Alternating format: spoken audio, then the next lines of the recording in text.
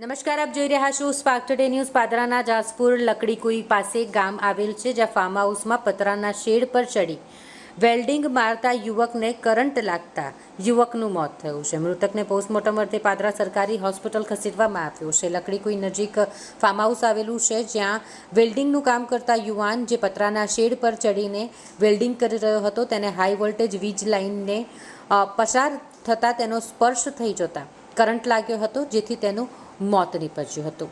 પાદરાના જાસપુર ગામ હરિપુરા વિસ્તારમાં રહેતો અજીતસિંહ વાઘેલા, જે ફેબ્રિકેશનનું કામ કરે છે અને જે ફેબ્રિકેશનના કામ માટે લકડીકુઈ વિસ્તારમાં ગયો હતો, જ્યાં ચાલી રહેલ કામ દરમિયાન અજીતસિંહને કરંટ લાગ્યો। ડૉક્ટરે તેને મૃત જાહેર કર્યો। મરણ જનાર વ્યક્તિ અજીતસિંહ વાઘેલા જાસપુરના હોવાનું સામે આવ્યું છે।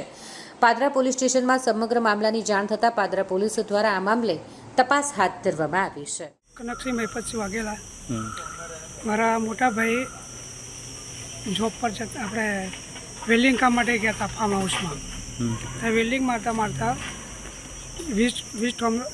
વીજ વાયર ઉપર એંગલ અડી ગઈ, એટલે કરંટ લાગવાથી એમનું કેટલા વર્ષના છે, કયા ઘર બનાવ બન્યો?